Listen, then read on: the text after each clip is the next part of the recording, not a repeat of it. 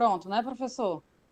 Sim, hoje nós vamos fazer o encerramento do evento CinePet, e para nossa satisfação, nossa alegria, mais uma vez, recebemos, só um minutinho, Pedrinho, recebemos com todo o carinho, não é? A nossa querida Lara Rocha, que já tem contribuído bastante com o PET nesse ano de 2021, e ela vai fazer o encerramento desse evento, discutindo conosco o filme Hannah Arendt, não é? Que é a professora Lara, né, uma estudiosa dessa importante figura no campo do conhecimento, né, do século XX, que nos legou uma obra fabulosa. Com você, professora Lara. Professor Livenor, antes de passar propriamente alguns espantos que o filme nos causa, eu gostaria de agradecer mais uma vez ao carinhoso convite. O professor Livenor veio até no meu WhatsApp para fazer esse convite para participar aqui com vocês desse CinePad.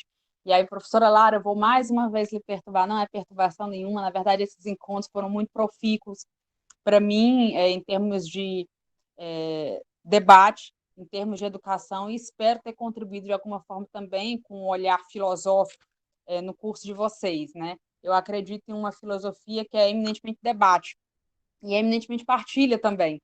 Então, não acredito naquele filósofo que fica, como no primeiro encontro a gente deu uma alfinetada nele, né? O filósofo que fica em sua torre de marfim. Não é essa a filosofia que eu acredito. Em momentos como esses que eu tive com vocês, nós estamos aqui hoje, uma sexta-feira, de noite, quase cortando o peru de Natal, então, para mim, é motivo de um grande orgulho e de uma grande honra que vocês estejam aqui comigo, tá certo? Bom, o filme que eu recomendei que vocês assistissem, eu acredito que ele nos amplia o horizonte de discussões por alguns motivos. Primeiro, porque ele humaniza um pouco o estudo. O que eu quero dizer com isso? Na filosofia, a gente vê muitos autores e pensamentos e reflexões e muitas vezes não vê a parte humana.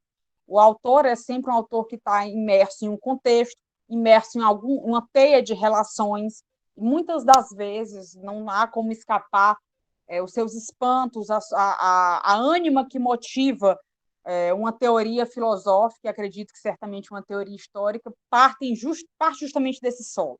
Então, o filme, o primeiro ponto, ele nos apresenta uma Hannah Arendt que não é a teórica política que já se tornou um clássico em termos de fenômenos contemporâneos, de análise dos fenômenos contemporâneos, mas nos apresenta muitas vezes uma Arendt ser humano, uma Arendt mulher, envolta em uma teia de relações, lidando com seus próprios fantasmas. Eu acho que esse é já um ponto que causa enriquecimento para a reflexão. Por outro lado, eu também acredito, se eu acredito numa filosofia enquanto debate, eu acredito num debate multidisciplinar, vou dizer assim. Eu acredito que as expressões artísticas podem nos auxiliar na reflexão filosófica. Aqui, no nosso caso, a linguagem cinematográfica, mas também a literatura, pode nos auxiliar nesse confronto, nesse espantar-se com a realidade, analisar os fenômenos políticos contemporâneos. E aqui o filme também nos sinaliza para essa questão. E, por outro lado, como nos encontros anteriores que nós tivemos, eles sempre foram guiados pelo olhar de Arendt, eu achei que trazer esse filme seria aí a cereja do bolo, né, para nossas falas, e vocês vão ver que em diversos momentos, se todos vocês assistiram o filme, vocês vão, acho que se lembraram de algumas falas minhas anteriores, quando ela estava ali no ato, no filme. Então, assim, o filme, literalmente, ele começa com a prisão de Adolf Eichmann. Vou apresentar aqui o recorte do filme para vocês. O filme, apesar de trazer diversas situações da vida da autora, tem algumas cenas da Arendt jovem ainda, estudante universitária, em alguns momentos ela relembra a doença do pai, que faleceu quando ela era criança, mas há um recorte específico temporal que norteia o filme, que é o início da década de 1960, na prisão de Adolf Eichmann, um burocrata nazista preso no subúrbio de Buenos Aires, levado à corte distrital de Israel para julgamento, depois a sua execução ali, isso entre 1961 e 1962, e o lançamento dos artigos que geraram o livro, que hoje a gente tem na tradução em português, Eichmann em Jerusalém, um relato sobre a banalidade do mal, em 1963. Então, a gente está falando deste recorte temporal específico. O filme começa com a prisão de Eichmann, e a prisão foi literalmente da forma como o filme traz. Ele vinha, tem até um trecho do filme que também foi um pouco criticado, mas ele está tratando de fatos. Eichmann conseguiu, com o fim do Reich, com a ajuda da Cruz Vermelha e da Igreja Católica, documentação, foi para a Argentina, e aí na Argentina ele conviveu mais de uma década com sua família, trabalhava em uma pequena indústria local, foi preso pela polícia secreta israelense, levado a Israel. Então, o filme, de fato, começa com a prisão do Eichmann, que aconteceu da forma como o filme retrata. E aí, assim, de início, eu quero trazer para vocês uma pergunta. Se vocês tiveram a oportunidade de ver o filme, vocês viram que Arendt se oferece para a revista The New Yorker para cobrir o julgamento como representante da revista. Por que Arendt quis ir para o julgamento? Eu acho que é um ponto interessante para a gente começar a fala. Bom, alguns pontos podem ser elencados aqui. Primeiro, acredito que pela experiência pessoal de Arendt, né? Arendt, como a gente já falou, nas outras duas situações, Arendt, uma judia, que foi presa no campo de Gust, no sul da França, e uma curiosidade é que, quando ela conseguiu fugir do campo junto com algumas outras mulheres, né? Algum tempo depois, as mulheres que estavam nesse campo, elas foram enviadas para Auschwitz. Então, assim, esse provavelmente teria sido o destino de Hannah Arendt, se ela não tivesse se evadido a tempo. Então, assim, a primeira motivação por Arendt querer ir até a corte de Israel para o julgamento de Adolf Eichmann, certamente é motivação pessoal, né? Presa judia, saiu da Alemanha em 1933, chegou a ficar uma semana presa, refugiada nos Estados Unidos, apátrida por mais de uma década, quase duas. Então, assim, era uma questão pessoal para Arendt, enquanto judia acompanhar esse julgamento. Um segundo motivo, uma segunda motivação é que ela, que também é retratado no filme, ela não conseguiu ir para o julgamento de Nuremberg. Ela acreditava, então, que o julgamento de Eichmann seria talvez a última oportunidade de presenciar uma cerimônia jurídica desse quilate. Então, acredito que, pela sua ausência em Nuremberg, ela identificou, no julgamento de Eichmann em Jerusalém, a possibilidade de participar de uma cerimônia jurídica que tivesse no banco dos réus um burocrata nazista. Um terceiro ponto de motivação, porque Arendt quis ir ao julgamento, e esses pontos aparecem de alguma forma expostos no filme, é que, como Arendt já havia escrito Origem do Totalitarismo, em 1951 foi publicado, e por muito tempo foi considerado o primeiro grande compêndio sobre os regimes totalitários, em que Hannah Arendt não quis fazer um livro de ciência histórica, mas utilizou-se da história para analisar filosoficamente o que ela chamou como os elementos que se cristalizaram, tornando o totalitarismo possível. Então, digamos que para ela, estar nesse julgamento era como contrapor teoria e prática. Era como identificar como foi possível, como se deu no homem a reviravolta do surgimento de um regime antipolítico. Dito de outro modo, quais as reverberações vamos dizer assim, na condição humana, no funcionamento das atividades da mente, que um regime antipolítico causa. Por outro lado, e vinculado a esse segundo ponto, a gente tem que, nessa época, o Holocausto já era considerado o evento a partir do qual toda a análise da política contemporânea deveria se voltar. Vou dar um exemplo sobre isso. Num texto famoso de Adorno, Theodor Adorno, chamado Educação e Emancipação, ele diz que todo o esforço da educação, a partir de 1945, deve se centrar para fazer com que o totalitarismo, com que os campos de concentração não se repitam mais.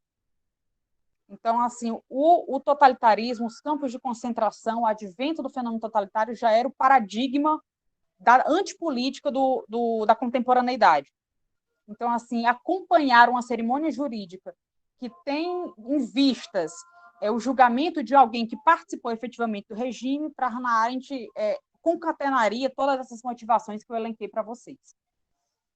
Então, assim, se a gente puder, grosso modo, por que a Arendt quis ir ao julgamento? Né? Certamente, por sua experiência pessoal, por ser judia, já tendo passado por um campo de internação, por ter permanecido apátrida por quase 2 décadas. Então, assim, era importante para ela.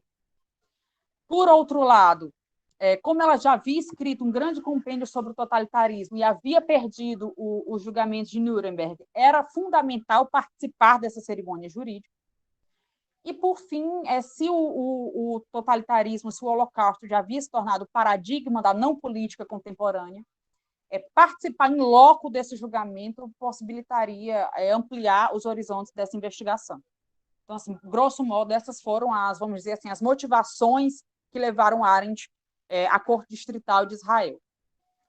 Arendt teceu algumas críticas a esse julgamento, que eu acho também que são dignas de nota, e essas não como é que se diz, não necessariamente aparecem de modo claro no filme, que ela, e essas críticas, ela foi muito atacada por conta dessas críticas que ela fez. Eu posso elencar uma tríade de críticas, pelo menos. A primeira ela não concorda em como se deu a prisão de Eichmann no subúrbio de Buenos Aires. E aqui cabe uma grandíssima ressalva, não é que ela fosse contra a prisão do Eichmann.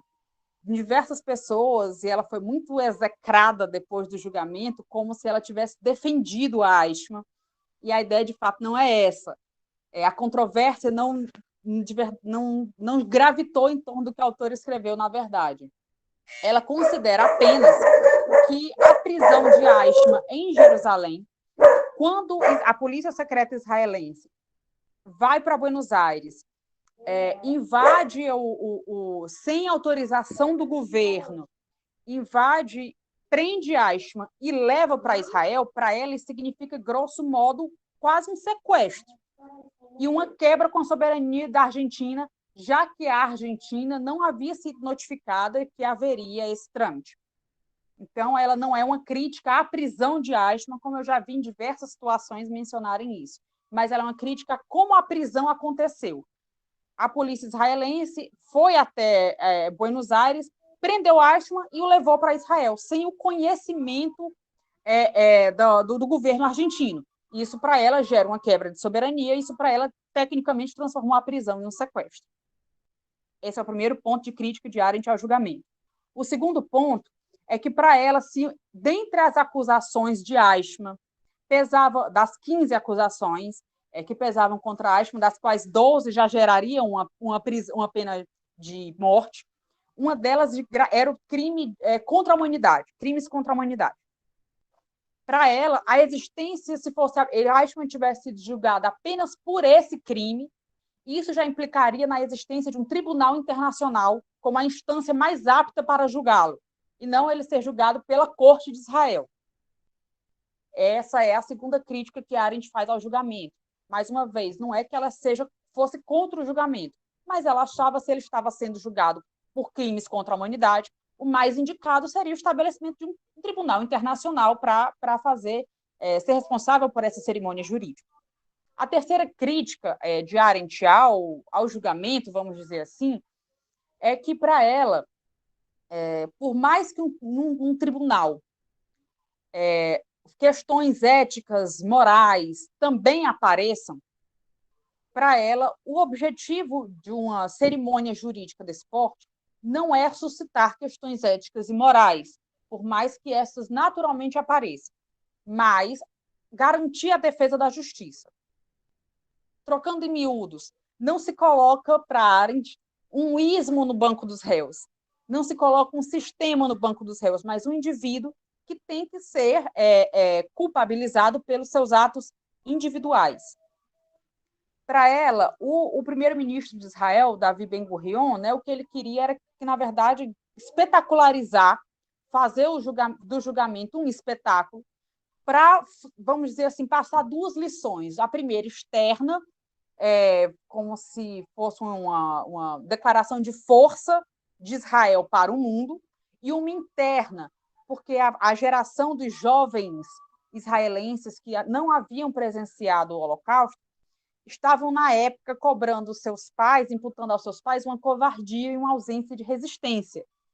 Então, digamos que o tribunal, Arendt apontou que, por mais que ele fosse absolutamente legítimo, corria-se o risco, com essa tentativa de espetacularizar, que ele se desviasse do que deveria ser o objetivo de um tribunal, que é a defesa, a restauração da justiça, para cair em questões outras que não eram, na verdade, o objetivo do tribunal. Foram as três críticas que Arendt teceu, na verdade. Então, assim, uma curiosidade rápida sobre o filme. Se vocês assistiram, vocês viram que aparecem em alguns momentos umas cenas em preto e branco e tudo mais. Aquelas cenas, elas são reais, elas são coincidem com que foi filmado ali pela polícia israelense. As falas no julgamento, tanto dos promotores quanto dos advogados, também são reais, também são transcrições legítimas. E, por outro lado, os personagens amigos de Arendt, aqueles envolvidos, né, nas questões com Arendt, também são personagens reais, também são personagens que existem. Então, assim, alguns pontos de espantos que eu acho que são o ponto nevrálgico de entendimento do filme. Arendt, como uma judia, que passou por tudo isso que a gente falou, ou seja, ela, falando grossíssimo modo, que sentiu na pele os dramas do todo causados e o colapso político-moral da Europa do período, ela foi para o tribunal também, como seria natural, esperando encontrar um ser monstruoso, um ser demoníaco.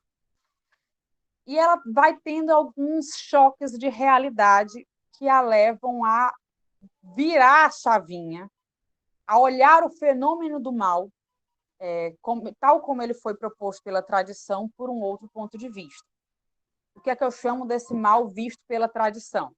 Primeiro ponto, o mal, se a gente for pensar filosoficamente falando, a gente tem duas grandes vertentes para análise do fenômeno do mal, de tentativa de explicação do que é o mal.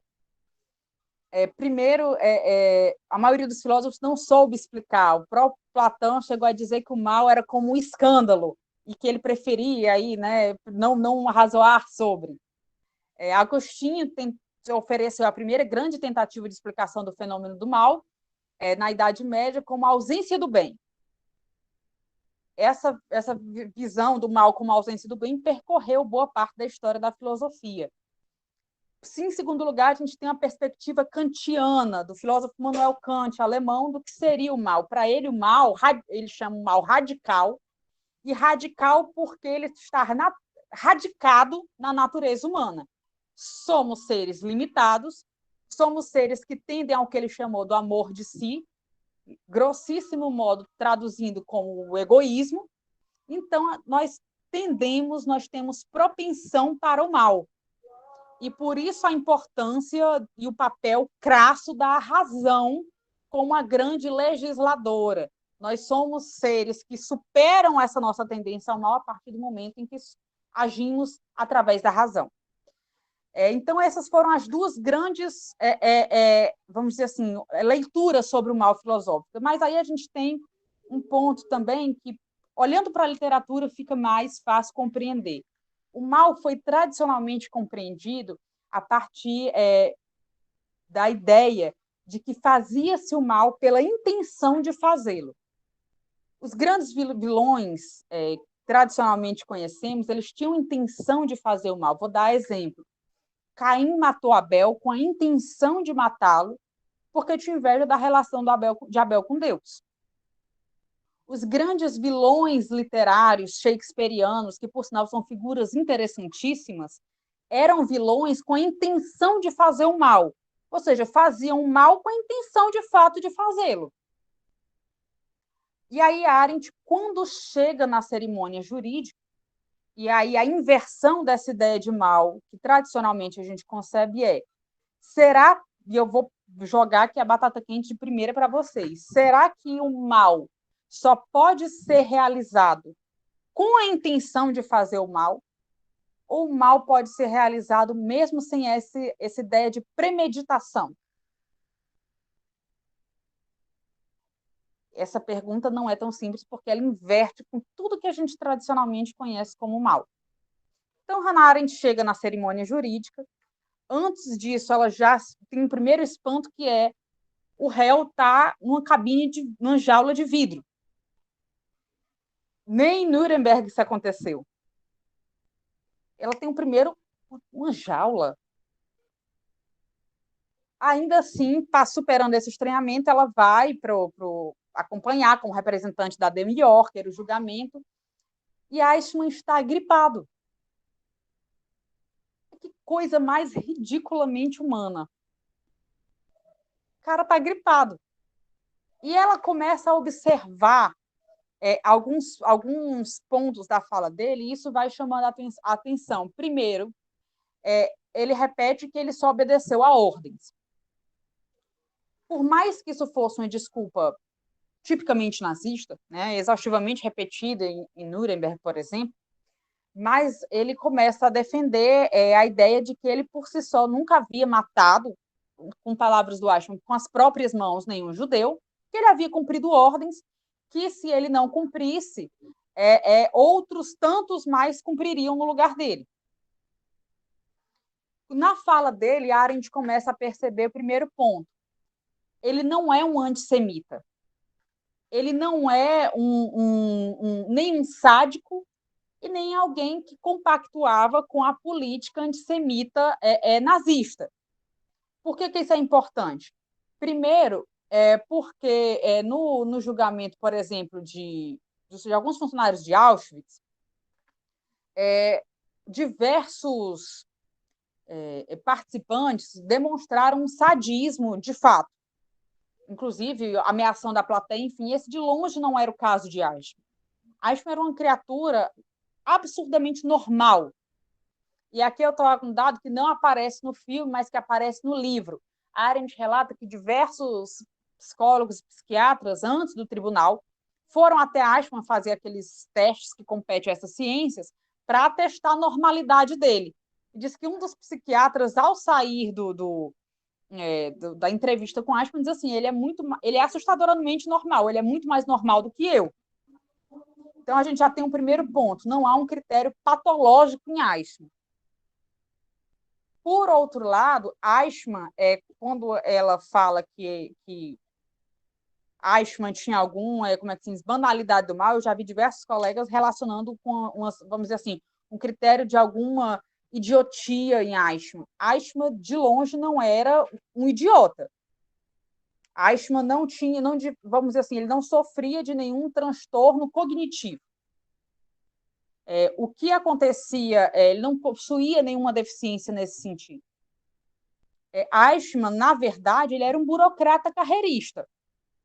Ele era alguém que numa entrevista recente lançada por um livro chamado Pensar Sem Corrimão, lançado este ano, tem uma entrevista de Arendt com o historiador Joachim Fest. E eles estão falando sobre Eichmann, e ela diz que Eichmann representava a maioria dos alemães na época. Era um cara absolutamente supérfluo que queria fazer parte de um movimento. Ele queria dizer nós. E Arendt diz assim, o nazismo não foi constituído por Hitler. O nazismo foi constituído por Eichmann. Pessoas que se achavam absolutamente supérfluas, sem lugar nenhum no mundo, e que viram no regime uma forma de fazer parte de alguma coisa. Então, assim, só que Arendt, observando o julgamento, ela identificou ainda outros pontos em Eichmann. E aí, antes de passar para esses pontos, insistindo ainda nesse ponto de que Eichmann era um burocrata carreirista, que queria fazer parte do regime, e ele considerava que fazer parte do regime implicava em exercer rigorosamente o exercício de sua função. Eu puxo aqui o exemplo, aí, parafraseando uma fala brilhante do professor Vinícius Libel, né, professor de História da UFRJ.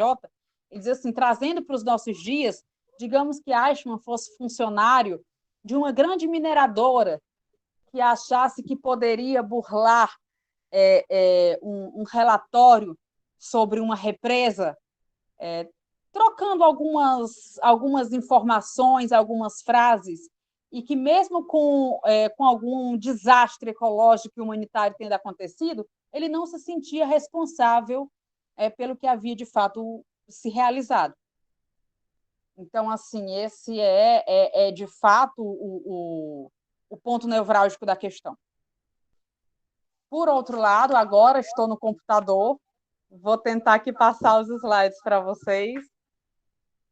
Só um minuto.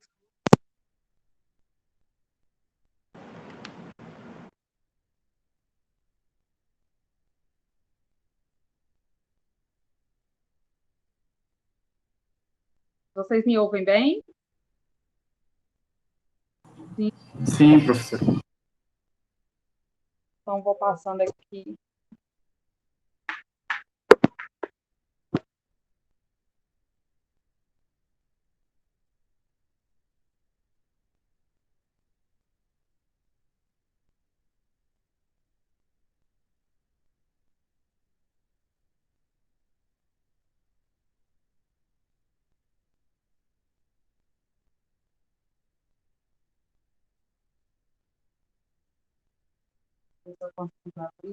Estou falando aqui. Então, assim, Eichmann, ele não considerava que o que ele estava fazendo, na verdade, ele não se considerava participante, não se considerava responsável pelo que estava acontecendo no regime nazista. E é claro que, se a gente for pensar em termos de burocracia, de setorialização, quando se está imerso em um regime de setorialização radical, como é característico das burocracias, a gente tem uma propensão bem mais aguda para que isso aconteça.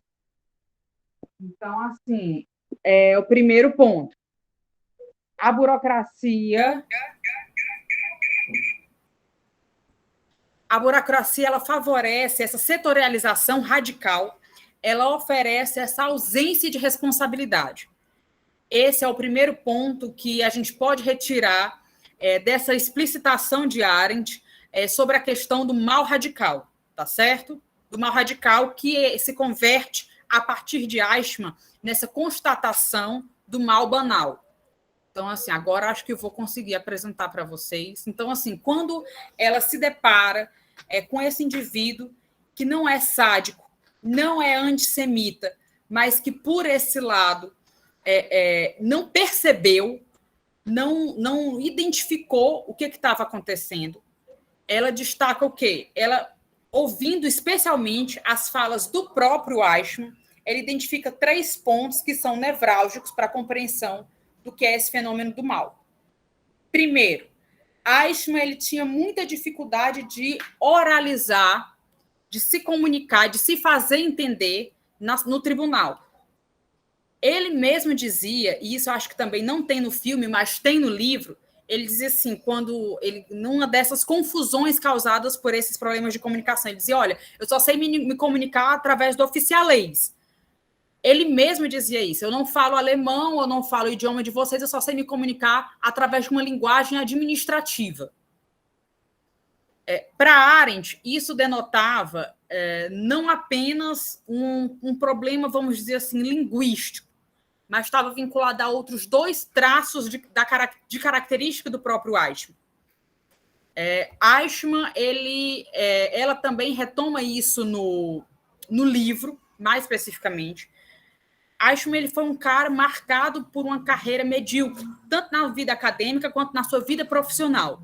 Nunca teve o hábito de leitura, foi o único dos seus 5 irmãos, salvo engano, que não se graduou, apesar dele se apresentar costumeiramente como engenheiro e dele se apresentar para os judeus com os quais ele conviveu por ocasião das suas atividades no setor 4B4, que era o setor do qual ele era responsável, que era o setor responsável pelos transportes.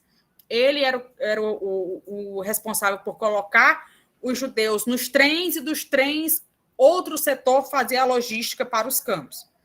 Então, assim, para além dessa, ele se apresentava para esse público como alguém que nasceu na Palestina e que falava ídish fluentemente, segundo traço da característica da vida de Eichmann.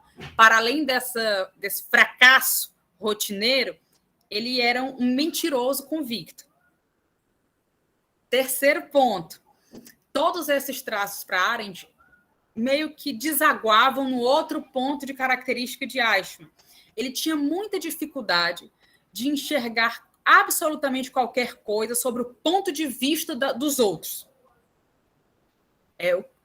Mal traduzindo, ele tinha, vamos dizer assim, uma ausência de um termo que ficou muito comum na nossa linguagem, de empatia, mas que na filosofia a gente conhece como mentalidade alargada, que é a capacidade que o pensamento nos dá de olhar sob o prisma de outras pessoas. Não é que eu saia de mim e enxergue a partir do professor Livenor, não, mas através da reflexão eu consigo levar em consideração o ponto de vista do professor Livenor. Isso é uma característica política essencial. Se não tivéssemos essa possibilidade de ampliar o nosso ponto de vista, a gente ia estar defendendo puramente os nossos interesses individuais. Em política, pelo menos em tese, não era assim que deveria funcionar.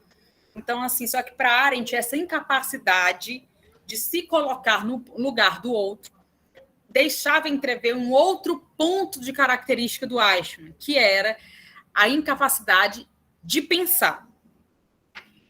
Aqui a gente tem que fazer uma série de ressalvas. Eichmann não era dotado de nenhuma idiopatia, ou seja, Eichmann não era burro, Eichmann não tinha problemas cognitivos. Eichmann não era, por outro lado, não é que houvesse um oco mental em Eichmann, não era isso.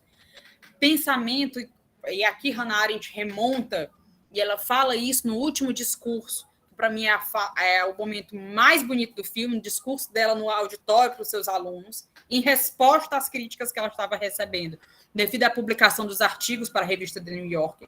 Ela toma o pensamento desde Platão como diálogo sem som de mim comigo mesmo. Tecnicamente, vocês vão dizer assim, claro, o que é isso? Aquela vozinha interior que sempre nos questiona, nos indaga, né? Sobre o que fizemos durante o dia, sobre ações, sobre aquilo que nos espanta. Tradicionalmente, na filosofia, isso é o pensamento. Eu acho que na minha fala anterior tem um trecho de um livro de Platão, um diálogo, que chama Hípias, tem dois, Hípias maior e Hípias menor. Salvo engano, no menor, Sócrates encerra o diálogo magistralmente nos falando sobre isso, que é o quê? Ele dizendo que a conversa está muito boa, claro que Sócrates não está dizendo nesses termos, quem está dizendo nesses termos é a Lara, né? Mas que a conversa está muito boa, mas ele precisa ir para casa, porque tem um cara em casa muito chato, mas que é muito familiar a ele, e que o indaga sobre tudo que ele fez durante o dia, e com quem ele precisa prestar contas.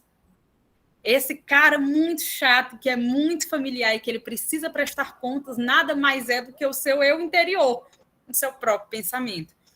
Então, se o pensamento é o diálogo sem som de mim comigo mesmo, então a gente tem aí uma dupla vértice, uma dupla vertente. Eu tenho uma companhia para o diálogo e eu tenho uma testemunha para todas as minhas ações. O meu eu interior, ele está observando e ele está testemunhando mesmo aquilo que ninguém viu. E ele vai me indagar quando eu estiver só. Isso, Déia. O meu eu, quando eu estou só, se eu deixo o diálogo do pensamento fluir, ele vai me indagar não só sobre o preço da gasolina, não só sobre alguma coisa que eu ouvi na aula, mas sobre minhas próprias ações, meus próprios comportamentos. Então, assim, eu tenho uma companhia para o diálogo, mas eu também tenho uma testemunha para as minhas ações. E para Hannah Arendt, vamos dizer assim, esse tribunal estabelecido entre eu e eu mesmo, ele é a raiz da consciência moral. Ou seja, eu tenho consciência dos meus atos a partir do momento em que eu deixo fluir o diálogo entre eu e eu mesmo. Mas, assim como o diálogo externo que eu estabeleço com os meus interlocutores pode ser encerrado abruptamente, caso eu não queira mais ouvi-los, o diálogo interior também pode ser encerrado abruptamente ou nem começar, caso eu não deixe o meu interlocutor interno dialogar comigo. E aí nós temos um problema. Se eu não tenho companhia para o meu diálogo interior, eu não tenho testemunha para as minhas ações. E eu jamais vou parar para pensar na consequência dos meus atos. E aí eu tenho uma inversão do que tradicionalmente a gente sempre concebeu como mal. O mal não necessariamente ele vai ser feito apenas com a intenção de ser vilão. Fazer o mal porque quero fazê-lo, porque quero ferir, porque quero prejudicar. Mas eu posso fazer o mal por não pensar nas consequências que tomarão as minhas ações. E esse para Arendt, é o grande lição que o fenômeno Eichmann nos deixa. É um novo ponto de perspectiva sobre o fenômeno do mal. É claro que o mal pode continuar sendo exercido, sendo executado com a intenção de fazer, com a intenção de ferir, mas ele também pode ser executado pela ausência de pensamento, pela irreflexão. E aí nós temos outro problema. Se o pensamento é uma prerrogativa de todos os homens, se é o que nos distingue enquanto homem, não pensar, ou seja, calar a voz interior, também é um perigo que todos nós corremos. Então, assim, não tem a ver, e por isso eu digo, não é que Eichmann fosse burro ou tivesse algum tipo de transtorno cognitivo, longe disso. Eichmann não despertou para o diálogo interior, e com isso ele não ponderou o tipo de sistema que ele estava envolvido. E aí torna-se urgente compreender a questão. Como é possível refrear um sistema em que o não pensar não se torna exceção, mas a regra? Como é possível refrear esse tipo de sistema? Então, assim, para Arendt, essas características de Eichmann, a mentira como patologia, né? Essa dificuldade na linguagem oral, essa incapacidade de se colocar no lugar do outro, todas elas apontam para a raiz do problema, na verdade, que ela identifica em Eichmann, que o não pensamento. Eichmann praticou o mal porque simplesmente ele não parou para refletir sobre as consequências dos seus atos. Para ele, e ela diz isso num trecho do filme, em que ela está discursando com alguns israelenses, inclusive um de seus grandes amigos, Eichmann não era um antissemita convicto. E, na verdade, para ele não importava para onde aqueles que ele colocava nos vagões de trem em condições absolutamente insalubres e desumanas que hoje sabemos, não importava qual seria o destino final dessas pessoas. O que importava é que ele cumpriu com primor o exercício de suas funções. Ele era um burocrata, ele era um carreirista. E aí nós temos um ponto nevrálgico em diversas cenas do filme. Arendt diz que Eichmann é um ninguém. No discurso ela diz, o maior mal do mundo, para mim essa frase é brilhante, o maior mal do mundo é aquele perpetrado por ninguém. Ela não está nem desculpando Eichmann e nem, por outro lado, diminuindo a responsabilidade e a culpa da participação de Eichmann no sistema nazista. Mas, por outro lado, o que nos distingue como homens é nossa capacidade de agir, nossa capacidade de pensamento, quando a gente abre mão disso, a gente deixa de ser alguém para se transformar em ninguém. Ela tem uma frase no livro A Vida do Espírito que ela diz textualmente, homens que não pensam são como sonâmbulos. Então, para ela, a grande lição que o fenômeno Eichmann e que o totalitarismo deixa por si não é que existe um Eichmann em cada um de nós, como eu já vi erroneamente, equivocadamente, não é nada disso, mas que o não pensar abre brecha para a ausência de responsabilidade e abre brecha para a prática do mal, mesmo que seja um mal em larga escala. Então, assim, Arendt sofreu diversas críticas por conta dessas publicações. No livro, vocês viram, ela foi perseguida pela polícia secreta israelense, o livro Eichmann em Jerusalém, até alguns anos atrás, era proibido em diversas instituições, mesmo de ensino superior também de Israel. Mas, assim, já fazendo dando uma resposta, né, especialmente para essas críticas, alguns pontos precisam ser ressaltados. Como eu disse, primeiro, Arendt nunca se opôs ao julgamento. Ela chega, inclusive, a dizer que crimes dessa natureza, mesmo a condenação à morte parece ser uma condenação pequena frente aos desastres que aconteceram, frente aos massacres que aconteceram. Então, assim, ela nunca foi contrária ao julgamento e tampouco contrária à condenação. Ela foi contrária ao modus operandi como a prisão aconteceu. Ela foi contrária à não existência de um tribunal internacional. E, por fim, ela achou que considerar Eichmann como um monstro era muito simplista, que o que a gente estava diante era de uma nova faceta do mal. Era muito simples, muito simples essa visão maniqueísta de nós somos bons, eles são maus. Que o fenômeno Eichmann, o mal praticado, não pela intenção de ser vilão, mas como uma assinatura num procedimento de rotina, ele ia além de tudo que a gente tradicionalmente conhecia como mal. Então, assim, esse é um ponto. Arendt nunca quis defender Eichmann, até porque seria indefensável, mas ela apontou que era simplista demais reduzir Eichmann a essas categorias maniqueístas de bem e mal. E, por fim, é um ponto absolutamente crasso dessas críticas que a Arendt sofreu por conta desses artigos que geraram o livro Eichmann em Jerusalém, foi o apontamento que ela fez da participação da liderança judaica nas atividades de Eichmann. Na verdade, essa denúncia já havia sido feita em diversos outros documentos e foi à tona no tribunal. E Arendt achou que deveria trazer isso para a discussão. Ela chega a dizer que a participação das lideranças judaicas é o momento mais sombrio de uma história que, por si só, já é sombria. E que, se não houvesse acontecido como é que eu posso dizer, uma colaboração das lideranças judaicas, o que teria acontecido seria fome e desorganização, mas não o extermínio de, em média, 6 milhões de judeus. E ela, no livro, não no filme, ela relata, a partir da documentação que foi exibida no julgamento, como teria sido essa participação. Essas lideranças judaicas, elas davam, digamos assim, uma listagem de judeus para o setor 4B4, que era o setor que Eichmann era responsável, e, em troca disso, anistiavam uma quantidade ínfima de judeus, que seria, vamos dizer assim, aquela parte das lideranças.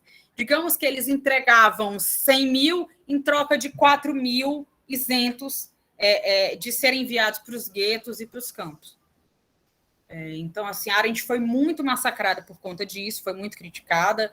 Até hoje, esse ponto é um ponto sensível da obra, mas que a Arendt considerou que apresentar o que o julgamento dizia era também confrontar-se com esse tipo de situação, especialmente a participação da liderança judaica.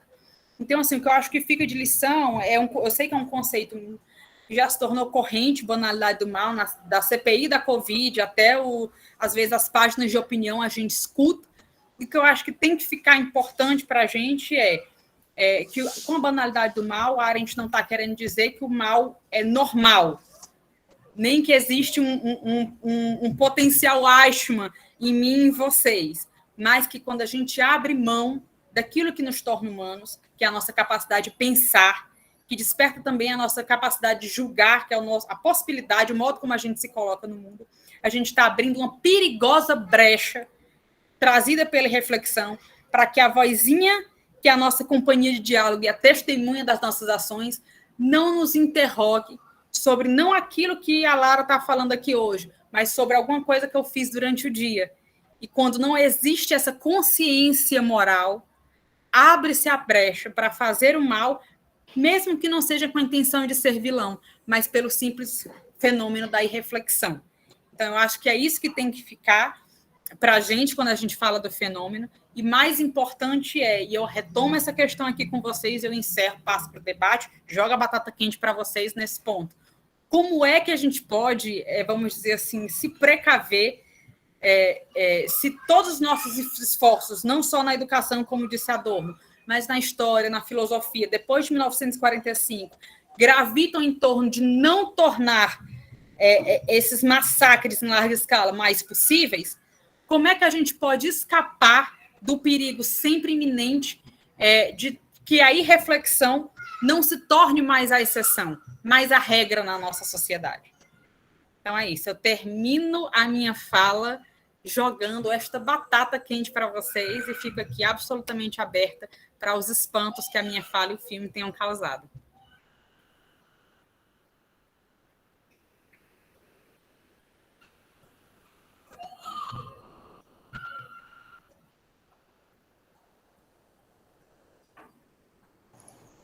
Pessoal, então, ao final da fala da professora Lara, acho que a gente pode ir no debate, né? João, por favor, João.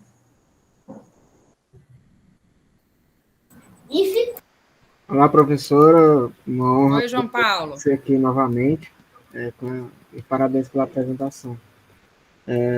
Eu não estou me lembrando do nome de um livro que eu li, era de um filósofo.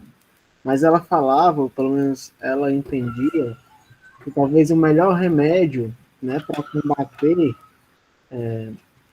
digamos assim, o surgimento desse tipo de pessoas seria justamente o debate. Não o surgimento, mas provavelmente a consolidação, né? Surgir vai, mas a consolidação é outro processo, né? Que seria o debate, porque ela pensa que algumas mentes ou algumas correntes de pensamento são aversas a uma contraposição. Então, elas evitam, de todo modo, e aí há os mecanismos para isso, né? A morte, os outros mecanismos. Então, eu acho, e concordando com ela, que, por exemplo, dentro de um ambiente como esse, dentro de um ambiente educacional, gerar a controvérsia é um dos mecanismos que podem nos auxiliar a evitar essa consolidação. Sei qual é a sua opinião. João Paulo, eu concordo, pego carona totalmente na sua fala e assim, já faço a minha culpa da filosofia. Porque se a gente for pensar no surgimento, e aí arendtianamente falando, se a gente for pensar, por exemplo, na figura de Sócrates, a gente tem aí um grande defensor, não só da importância política do pensamento, mas da filosofia situada neste ponto que você falou, João Paulo, que é o espaço da contingência e da deliberação. Que deveriam ser também os espaços de nascedor não só da filosofia, mas também da política. Só que a gente, historicamente, a partir do julgamento e da condenação de Sócrates, o nascimento da filosofia política, vamos dizer assim, para Arendt, João Paulo, a filosofia política nasceu errado. Por quê? Os esforços da filosofia política não se dedicaram a analisar, vamos dizer assim, os cenários políticos que o homem, nas diversas sociedades, organizou, mas em tornar segura a vida do filósofo na polis. E aí Platão fez isso como? Você vai me perguntar. Platão fez assim, ele dividiu os homens, né, e considerou que se o filósofo era o amigo dos deuses, o mais sábio, competiria ao filósofo governar o caótico mundo humano. Se o filósofo, conhecendo, né, ali vamos dizer assim, os predicativos dos deuses, governaria o mundo dos homens, o que a gente tem aí, então? A gente começa a filosofia política com uma defesa da ditadura, com a defesa da arbitrariedade. Então, assim, historicamente, a gente tem diversos filósofos que defendem o autoritarismo como forma de governo. Eu concordo com você e a Arendt concorda com a gente, João Paulo. Esse não é o campo da filosofia e esse não é o campo da política. O campo da filosofia e o campo da política são o campo da deliberação, da contingência, do posicionamento frente ao mundo. Então, assim, agora, aí nós temos um grande problema. Com o crescimento, vamos dizer assim, ampliação da burocracia como forma de governo, e a gente tem um exemplo radical de Eichmann, né, que a gente trouxe aqui, o burocrata por excelência envolto em um regime burocrático, a gente tem cada vez menos espaços de participação. Se a gente tem cada vez menos espaços de participação, essa deliberação ela é cada vez mais esvaziada de sentido. Como é que isso é clássico nos dias de hoje? Hoje a gente acredita que a nossa participação política é o voto a cada determinado período de tempo, mas a gente é absolutamente alheio a todas as movimentações políticas. E essas movimentações podem estar, nesse momento, acontecendo e, nesse momento, significando, literalmente, a nossa vida ou a nossa morte. Então, assim, o grande desafio é como viabilizar formas de participação para que a gente escape desses espaços de não espaços burocráticos. Mas aí, assim, essa quantidade, essa dificuldade vem desde o surgimento desde que o mundo é mundo, para dizer assim, e a filosofia política começou equivocada nesse ponto. Porque a gente começou, ao invés de a gente se dedicar à análise filosófica sobre as formas de governo, sobre a importância das leis, isso tudo foi pontuado. Mas a filosofia política começou na tentativa de tornar a polis um lugar seguro para o filósofo. E aí a gente já começou equivocadamente. Para Hannah Arendt é mais ou menos assim. Deu errado na teoria e deu errado na prática. O que a gente pode fazer com os escombros? É por aí.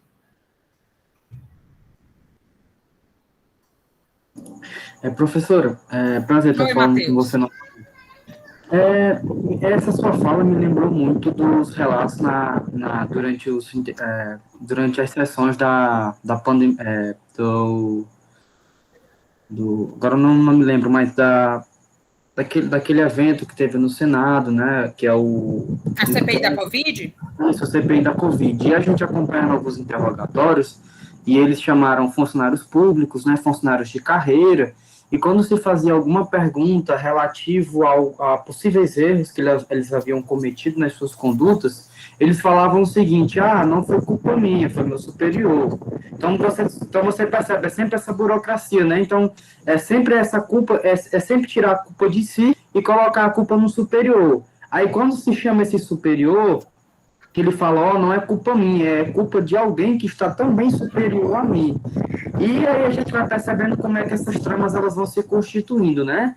A Hannah Arendt, como eu praticamente não li nada sobre Hannah Arendt, conheço muito pouco, conheço mais Hannah Arendt baseado naquilo que você, né, nessas reuniões com a gente, você explicou, mas o pouco que eu li da Hannah Arendt, ela chega à conclusão de que esses fenômenos totalitários no século XX, um dos fatores que possibilitaram o nascimento desses fenômenos foi justamente esse afastamento do debate político dos sujeitos, né?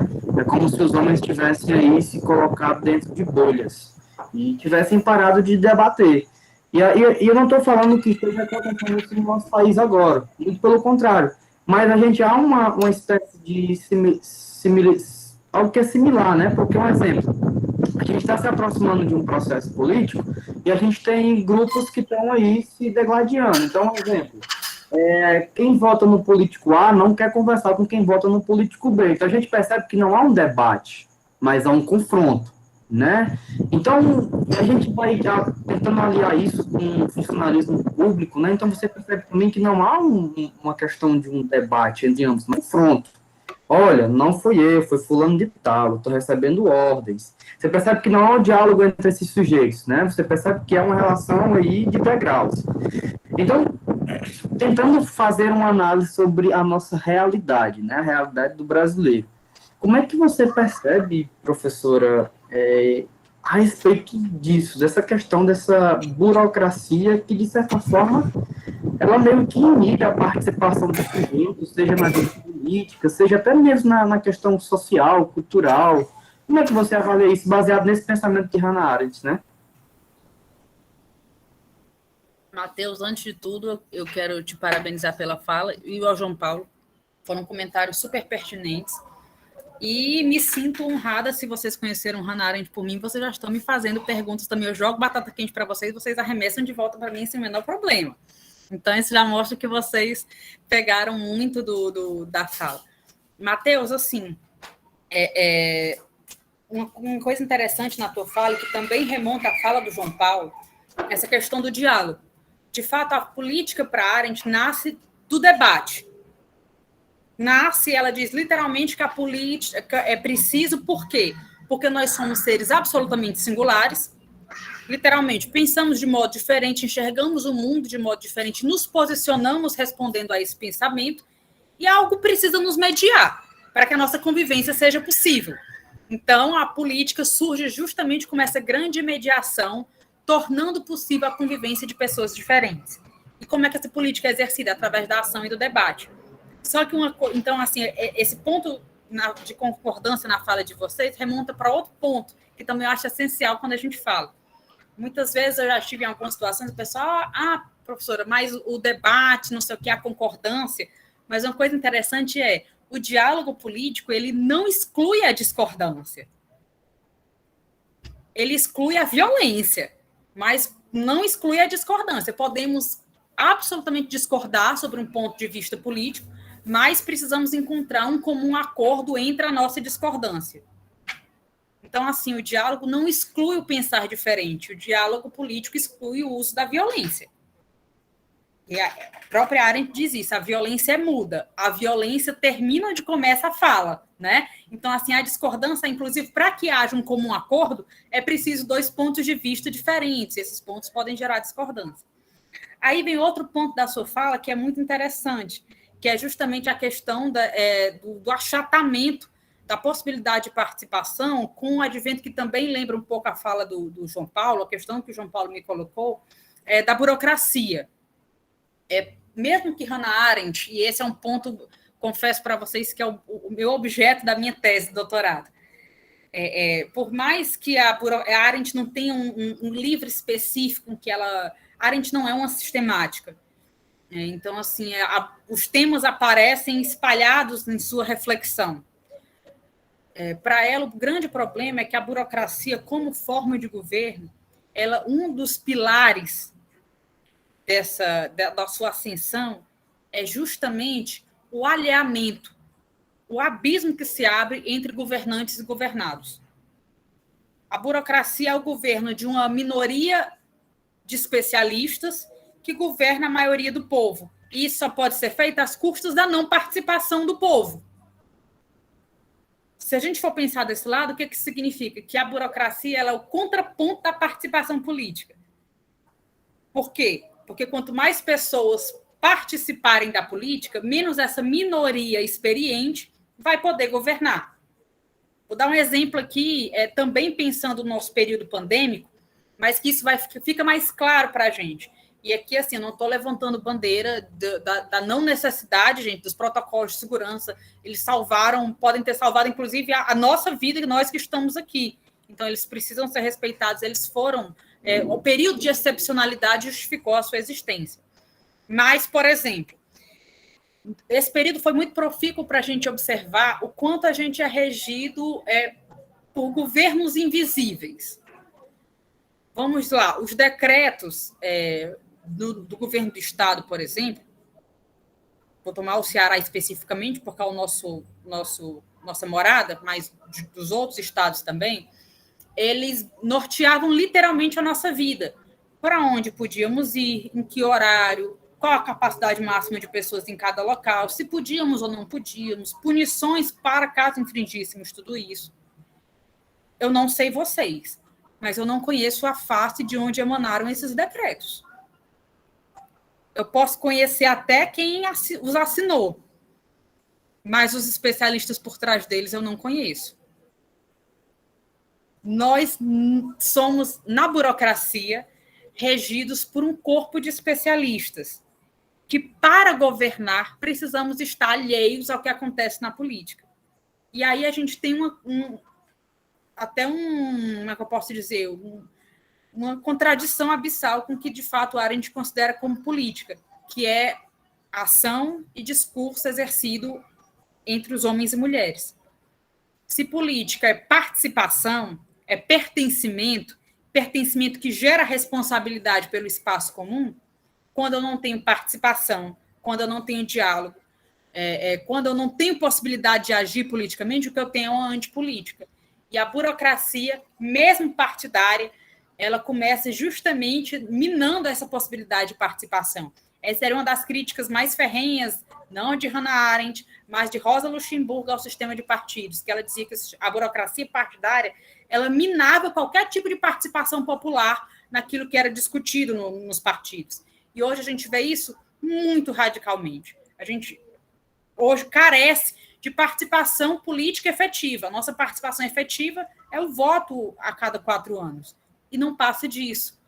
Então, assim, o que é discutido nos decretos, nas decisões, o que a gente vê é um campo, vamos dizer assim, que é liberado até nesses canais, né, TV Assembleia, TV Senado, é uma discussão ínfima. A face dos especialistas a gente não conhece. Vou dar um exemplo clássico. Os cursos são avaliados, né, por uma comissão de responsáveis do MEC. Algum de vocês já viu a face dessas pessoas? Que diz que o curso é nota 1, 2, 3, 4, até 7? Não sei se o professor Olivenor conhece. Nós somos regidos por governos invisíveis. E isso é possibilitado pela ascensão da burocracia como forma de governo. Então, assim, radicalizada nos regimes totalitários. E aí vem o grande aviso que a Arendt faz no final de Origem do Totalitarismo, é que ela diz que o perigo, mesmo que a gente não viva em uma forma totalitária de governo, mas os elementos totalitários estabelecem as bases do nosso mundo. Então, o totalitarismo vai nos rondar como um espectro, como um fantasma, até que essas formas não componham as bases desse mundo. Aí vocês vão perguntar, Lara, o que são as bases, esses elementos totalitários? A gente está falando do advento da ideologia, da mentira na política, da identificação de um inimigo objetivo como responsável pelas agruras de um povo e a quem a gente deve perseguir e exterminar. A gente está falando do não pensamento, né? Não como exceção, mas como regra. Como funcionários, como você disse, Matheus, eu só estava cumprindo ordens. Ou seja, a mesma desculpa se repete, porque a mesma forma de governo se mantém. Basicamente é isso. Obrigado, professor. Lara, você está finalizando o doutorado em filosofia na UFC, isso. Mas... Estudando a burocracia. Então, vocês falaram em burocracia, ai meu Deus, é música para os meus ouvidos, mas é porque é muito atual e fala muito para a gente. Se a gente vai pensando como isso se espalhou na nossa vida. Uhum. Quem de nós nunca teve a experiência de precisar reclamar com um plano de internet ou um cartão de crédito, rodou de setores em setores, ninguém nunca era responsável por nada, você desligou depois de meia hora sem ter seu problema resolvido? Eu já tive essa experiência essa semana. Então, assim, isso levado, esse exemplo tão banal que eu dei agora, levado para os poderes governamentais, literalmente, eles podem nos causar como é que eu posso dizer, o governo baseado na política enquanto participação em deliberação, mas governo mantido através da antipolítica pelo uso da força, da violência e do terror. E, infelizmente, é isso que a gente ainda tem. A gente ainda tem censura, a gente ainda tem perseguição, a gente ainda tem cenas como da CPI da Covid, com depoimentos nauseantes e pessoas que disseram, olha, eu só estou cumprindo ordens. E aí, o que se faz diante de uma resposta dessa? Que tipo de punição se adequa a isso? Os nossos dilemas, na verdade, resguardadas as devidas proporções, se mantêm muito similares. E por isso que a Arendt é tão atual. Não tenho dúvida. Mas, assim, os meninos aqui você está terminando o doutorado, eles já estão se formando já são pós-doutores, viu? Em Hannah Arendt, por você. Você é responsável por isso. Mas o que eu estava aqui pensando, primeiro dizer e parabenizar, Lara, algum dos presentes aí fizeram alguns comentários te elogiando aí no chat, você pode ver. Estou vendo aqui agora. Rafaela, obrigada. Deia, Odeia, não sei, desculpa, obrigada. Tem até um convite do Matheus, né, aqui. Isso. Que eu agradeço já, fico honrada. enfim, eu quero te parabenizar, porque já disse isso outras vezes, vou repetir, tu falas, a maneira como você aborda, por mais densa que seja a temática, tá? Tu consegue envolver, porque tu fala com um nível de envolvimento, entende? Eu não queria usar a palavra, mas não me ocorre outra, de paixão, né? A gente percebe quanto isso faz parte, né, de você, o quanto isso te alimenta também, essas reflexões, te faz bem, já que a gente está falando aqui do bem e do mal. É por isso que você celebra estar conosco aqui numa sexta-feira. Então, assim, eu quero te parabenizar pela brilhante exposição. E eu estava pensando que a ideia de que nós estamos vivendo o tempo presente, né? Nós estamos no presente, e essas categorias passado, presente e futuro, elas não são tão simples, como muitas das vezes na história nós trabalhamos, tá? Elas são dotadas de uma complexidade e, e elas não podem ser facilmente demarcadas, tá? Então, eu já usei muito uma frase que foi uma costura que eu fiz a partir de outras coisas que eu escutei quando eu estava no doutorado em Recife. E eu concluí da seguinte maneira: o passado um dia foi presente com vontade de ser futuro, né? Então, a gente está no presente, mas os nossos olhos estão muito no futuro, tá? Muito no futuro. Os olhos, por assim dizer, assim, né? Simbolicamente falando, mas nós estamos muito presos ao passado, né? Muitos grilhões nos aprisionam, né? Por isso que nós temos muito medo, às vezes, nos falta coragem de dar, sabe, de recepcionar essa voz da consciência.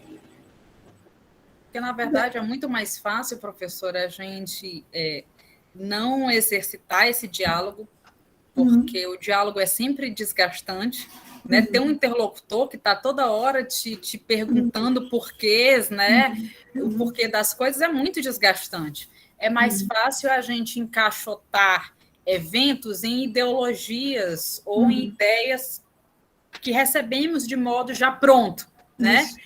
E aí, todas as vezes em que a gente abandona o livre exercício do pensamento para receber essas ideias já que vêm prontas, seja da tradição, ou seja das ideologias vigentes, a gente está abrindo a perigosa brecha. Essa é a grande sinalização de Arendt, né? Para o abandono do pensamento, para abraçar só essas respostas pré-fabricadas. Quando eu propus essas reflexões sobre, a partir desse diálogo com a filosofia, tinha um pouco essa ideia, sabe, Lara? De dizer assim, os meninos começaram a perceber que eu preciso ser um sujeito, um ente presente. Eu preciso pensar. Qualquer situação da vida, eu sou um sujeito chamado a pensar sobre e a ter uma posição, né? Então, é muito essa ideia. Eu não posso viver, tá, preso a determinadas estruturas de pensamento, tá? Então, eu só vou agir em conformidade àquela estrutura.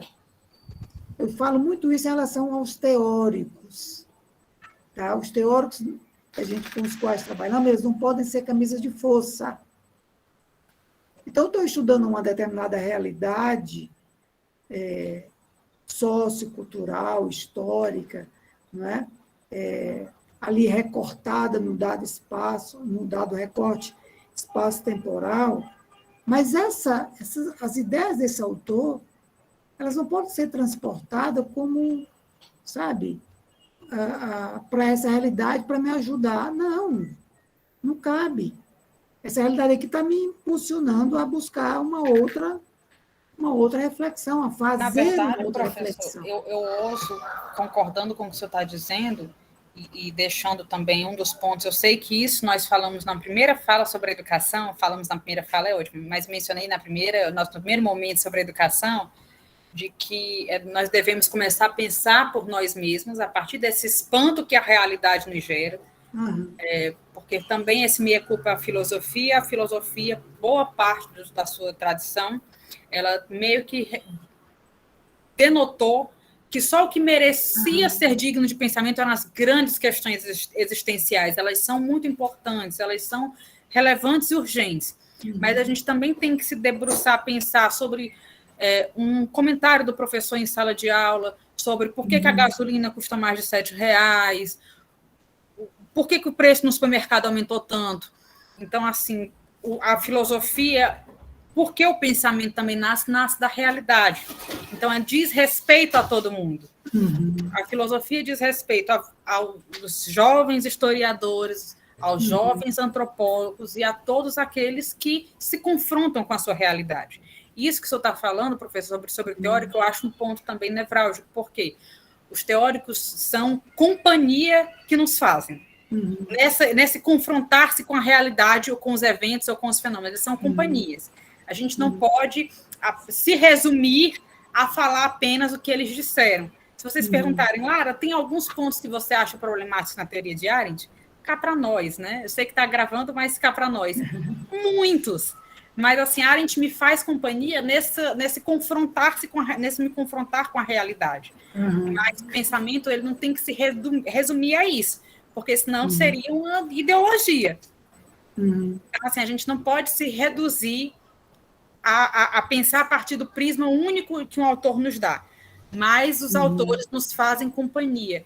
E acredito que, assim na filosofia, acredito que também seja assim na história, em outras, sim, companhias para o nosso pensamento singular. Isso. Então, assim, para jogar uma batata para você, tá? A gente pensar, como você está bem colocando, né?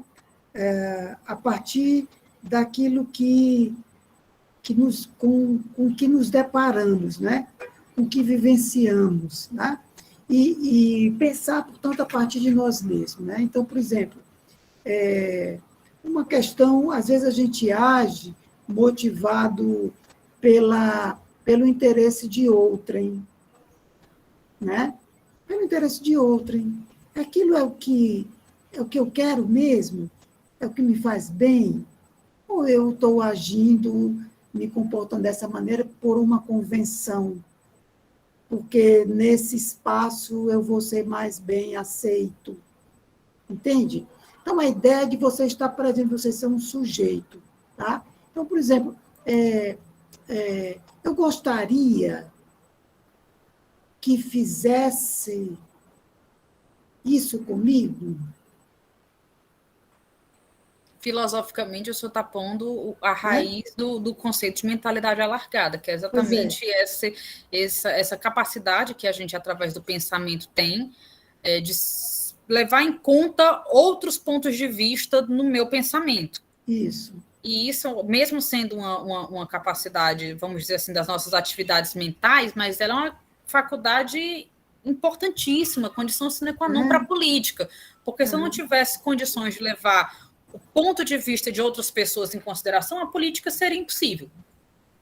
A política seria só, de fato, o que num regime totalitário que é a vontade do líder em forma de lei. Então, assim, isso é uma questão tão... Mas eu gostaria que isso fosse feito comigo, né? Ou não. E se não, o que eu faço? Por que eu me Já posiciono pensou dessa se maneira? Eichmann perguntasse, por exemplo, pensando na figura que nos dedicamos hoje, ok, assumindo a hipótese de que ele nunca matou pessoalmente, nunca apontou uma arma ou ligou uma câmera de gás para matar nenhum judeu, mas ele, como responsável pelo setor 4B4, perito na questão judaica, incumbido de colocar os judeus dos guetos ou de onde estivessem nos vagões, né? Como é que, como é que se diz? Se ele tivesse pensado, gente, mas colocar essas pessoas em condições tão insalubres nos trens, e esses trens vão para os campos, qual vai ser o destino dessas pessoas?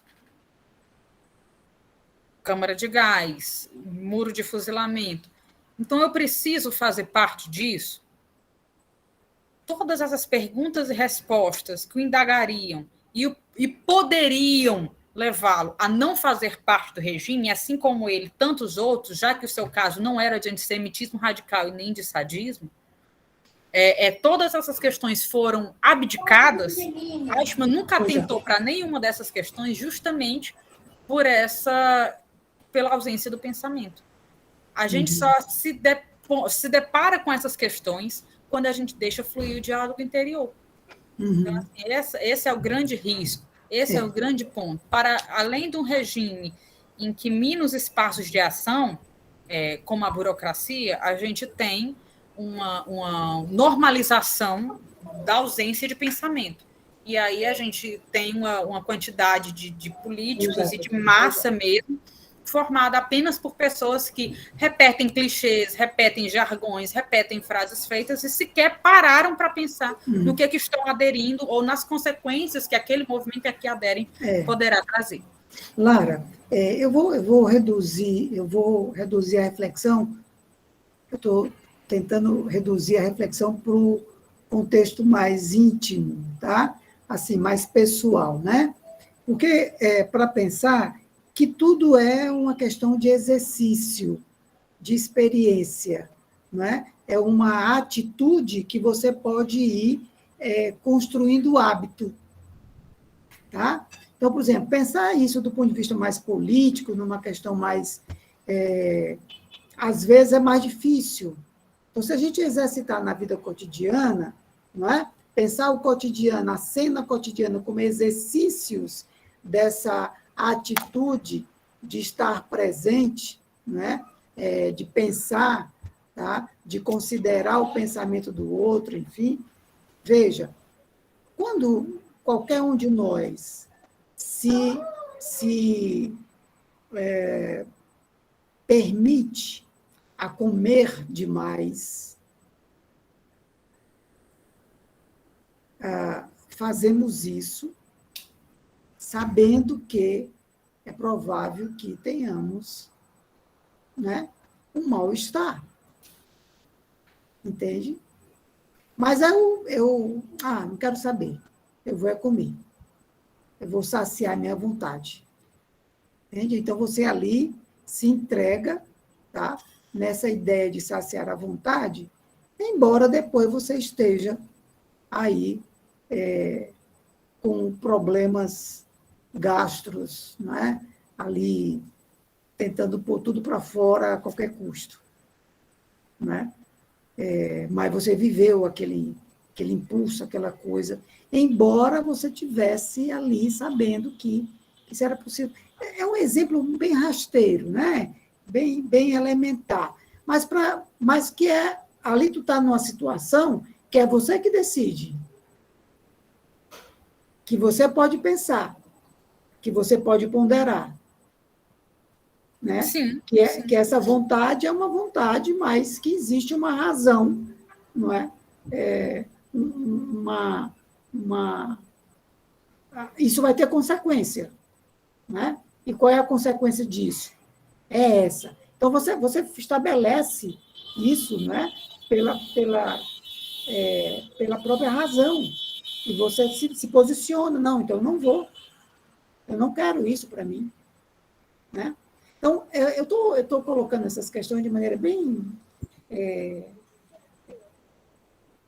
partindo de questões bem do cotidiano, para dizer, né, para nós todos, né, especialmente para a moçada, que a vida é isso. A vida está te chamando a você se posicionar sempre, não é? Seja dentro de uma perspectiva política, né, mais no sentido mesmo literal da vida pública, né, da cena política, mas também naquilo que é você com você mesmo. Com você mesmo. Entendeu? Naquilo com você mesmo. E essa tua atitude, ela é política, porque alguém está contigo. Alguém está vendo que você renunciou àquele prato apetitoso ali, em excesso, porque ia te fazer mal. Né? Então, essas questões que o senhor está trazendo, professor, sobre os excessos e tudo mais, isso aí não são questões, mesmo que, usando as suas palavras, esses exemplos rasteiros, na verdade, eles fazem parte do que os antigos costumavam, os antigos filósofos, primeiro, para Aristóteles, a virtude vinha justamente dessa justa medida, o que ele chamou de justo meio, o equilíbrio. Isso tanto na vida do indivíduo, vamos dizer assim, na sua vida privada, quanto na esfera pública. E, por outro lado, as formas de vida que Aristóteles considerou como vidas humanas, a mais rasa delas, os três bios aristotélicos, a mais rasteira delas, era justamente uma vida voltada única e exclusivamente aos deleites do corpo. E aí esses excessos que o senhor está tratando caberiam nessa vida. Mas as duas formas de vida superiores, que eram o biopolíticos, a vida dedicada aos assuntos da coisa pública, e o bioesteorético, a vida dedicada à reflexão, todas elas tinham em vista uma única coisa, a areté, a excelência. Desde os antigos, a excelência era obtida nessas duas esferas, ou no pensamento ou na ação. Então, assim, ambas, é claro, os homens que agem, eles não são robôs, né? Eles agem mediante pensamento e posicionamento no mundo, que é o que Arendt chama de juízo. Então, assim, quando abre-se mão dessas duas formas de vida que desde os antigos nos distinguiam de tudo mais que era vivo no planeta, então, assim, é o que me distingue da minha cachorrinha, né, que eu crio. Então, assim, eu estou abrindo mão do meu, como eu posso dizer, daquilo que me torna humana enquanto humana. Então, abrir mão do pensamento nos converte, nos reduz de um alguém a um ninguém. E por isso Arendt diz, o maior mal do mundo é aquele perpetrado por ninguém. Então, o exemplo que o senhor está dando, na verdade, não é rasteiro. Faz parte da origem da busca do ser humano, desde os antigos, por essa areté, que é a excelência. Que isso não seria encontrado numa vida de busca por prazeres corporais, seja a comida em excesso, seja a bebida em excesso, mas sim no pensamento e na ação.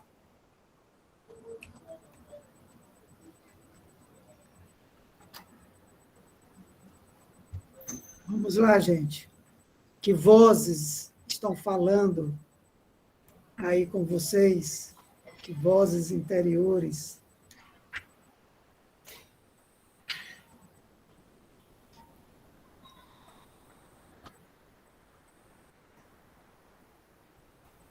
Bom, Lara, minha querida, nós estamos finalizando hoje as atividades do PET do ano de 2021. Tenho absoluta convicção de que finalizamos com um banquete, né? E nós vamos escutar, não é, a voz que vai nos dizer basta, né? Para a gente não se empanturrar, mas ficaremos aqui bem mais tempo, mas não é? Já se aproxima a hora de a gente encerrar a atividade. Mas dizer assim que foi um prazer muito grande encerrar as atividades do PET com você, que foi uma colaboradora de última hora, por assim dizer, tá? Mas uma colaboradora de última hora que não foi da primeira hora, porque ainda não havia sido tempo, né? o tempo não havia chegado ainda. Então, lhe dizer com a mais absoluta serenidade que conhecer você, mesmo pelas mensagens do WhatsApp, pelas gravações no WhatsApp, pelas lives, essas 3 lives que fizemos com você, foi uma das melhores coisas que me aconteceu no ano de 2021. Tá? Pela pessoa receptiva que você é, pela pessoa respeitosa que você não é? Naquilo que faz, responsável, ética, não é? Absolutamente impregnada pelo senso de educação que eu vou aqui tentar traduzir ao meu modo, que é uma educação que se presta a servir e não a dominar. Tá? Então, foi uma das coisas mais brilhantes que me aconteceu em 2021 e tenho certeza que a moçada compartilha, tá? Como brilhante foi os 3 momentos que tivemos com você, tá? E quero poder escavar aí outras oportunidades, não é? Para que em 2022, vez ou outra também, possamos aprender, não é? Aprender com você e se alimentar da maneira inteligente, respeitosa, com que você ensina. Professor, na verdade, assim, eu que tenho que agradecer pela oportunidade, né? E agradecer ao meu orientador, sempre muitíssimo generoso, que já me apresentou a pessoas em que me possibilitaram momentos propícios ao debate e profícuos em termos de reflexão. Então, assim, foi ele que nos apresentou, né, um ao outro, e o professor Odílio, que é meu orientador, que é uma referência nacional em Hannah Arendt, que eu tenho muito orgulho de ser orientada por ele. Ele foi uma das pessoas que mais, pelo exemplo, ensina que a filosofia é debate, que a filosofia que o diálogo não significa, né, coadunar, que o diálogo pode ter a ver com a discordância, mas que a discordância, na verdade, é um tesouro precioso da onde emana o comum acordo e a reflexão. Então, assim, eu fico muito agradecida por esses momentos. Caso seja necessário contar comigo no ano que vem, estou à disposição. Fico muito orgulhosa pelas perguntas dos meninos hoje, do João Paulo, do Matheus, que já mostra que eles estão arendtianamente muito bem iniciados, né? E poderão aí arendtianamente caminhar mesmo pela história, né? Como eu disse, friso todos os nossos encontros, eu não acredito numa filosofia nem isolada das demais ciências e nem num filósofo enclausurado numa torre de marfim. Eu acredito numa filosofia que é diálogo, que é debate. Então, isso implica um debate com outras áreas. E eu acho que a nossa reflexão, eu acho que a nossa possibilidade de atuar, de fato, na realidade, de modo prático, não só abstrato, conceitual, tem muito a ver com essa possibilidade de debate.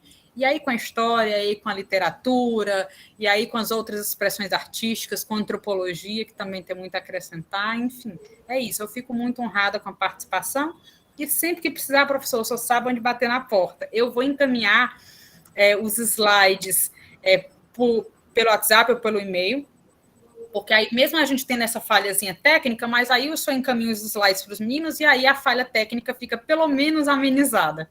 Tá bom, querida.